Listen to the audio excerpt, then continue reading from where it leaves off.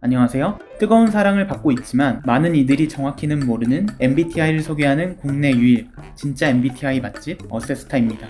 이전 영상에서는 MBTI 무료 검사에 대한 오해와 MBTI가 어떻게 발전했는지를 알아봤는데요.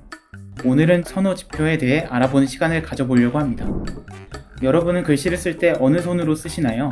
저는 글씨를 보통 오른손으로 쓰는데요. 바로 이렇게 말이죠.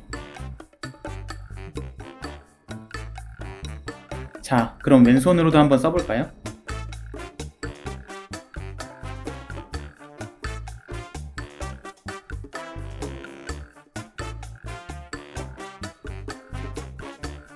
자, 어떠세요?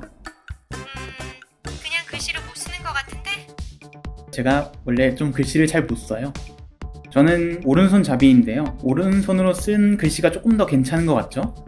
그럼에도 불구하고 조금은 힘들지만 왼손으로도 쓸 수는 있습니다. 평소에 자주 쓰는 손을 사용했을 때는 글씨를 쓰는 것이 자연스럽고 어렵지도 않았는데요. 반면에 평소에 자주 쓰지 않는 손을 사용했을 때는 부자연스럽기도 하고 집중도 많이 해야 되고 어색하고 글씨도 영 좀 어설프네요. But 우리가 오른손이 편하다고 해서 오른손만 쓰고 살지는 않잖아요. 왼손을 써야 하는 상황이 되면 편하진 않지만 왼손을 쓰기도 하죠. MBTI도 똑같습니다. 심리 에너지를 사용하는 태도인 외향 E와 내향 I, 정보를 인식하는 심리 기능인 감각 S, 직관 N, 의사 결정을 하는 심리 기능인 사고 T, 감정 F, 일상생활을 대하는 태도를 볼 수 있는 J, T를 사람이 인생을 살아가면서 이 8가지 기능들을 모두 사용한다는 거죠. for example, 요즘에 많은 분이 오해를 하는 부분으로 너는 내향이니까 소심하고 내성적이고 집에서 혼자 가만히 있는 것만 좋아할 거야. 이건 굉장히 잘못된 해석입니다. 내향을 선호하는 사람들은 에너지를 쓰는 방향을 내적으로 쓰는 걸 선호하는 것일 뿐 외적으로 에너지를 아예 쓰지 않는 것은 아닙니다. 자, 그럼 이제 MBTI의 각 선호지표의 특징들을 알아볼까요? 첫 번째 선호지표는 모두가 이해하기 쉬운 심리 에너지를 사용하는 태도인 E와 I입니다. 외향을 선호하는 사람들은 사람들을 만나서 상호작용을 하거나 외부 활동을 하며 에너지를 얻는데요. 사람들과 대화하면서 아이디어를 떠올리기도 하고 활동과 토론을 통해 공부하는 방식을 선호하죠. 이들은 다양한 분야에 흥미와 관심을 가지는 경우가 많고 표현을 잘하고 업무나 관계에서 자주 주도권을 잡는 사람들입니다. 내향을 선호하는 사람들은 자신의 내부 세계의 생각이나 경험에 집중을 하고 경험했던 기억, 감정들을 사색하면서 에너지를 얻어요. 사색을 통해 아이디어를 발전시키고 정신적인 활동을 통한 학습 방식을 선호합니다. 본인이 가진 관심사에 대해 깊이 접근하고 상황이나 문제가 자신에게 매우 중요할 때 주도권을 잡는 편입니다. 두 번째 선호 지표는 정보를 인식하는 심리 기능인 S와 N입니다.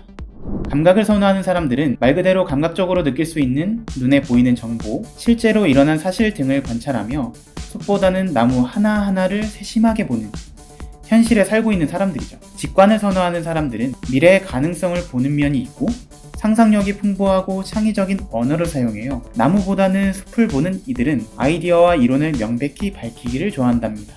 세 번째 선호 지표는 의사를 결정하는 심리 기능인 T와 F입니다. 사고를 선호하는 사람들은 무언가를 결정할 때 논리적인 절차를 보는 경향이 있어요. 그래서 상황에서 떨어져 객관적으로 장단점을 파악한 후 결정을 내립니다. 반면에 감정을 선호하는 사람들은 자신과 관련된 사람들에게 중요한 사항을 먼저 고려해요. 사람을 존중하는 것에 가치를 두고 사람들의 상황이나 특성을 고려해서 결정을 내리죠.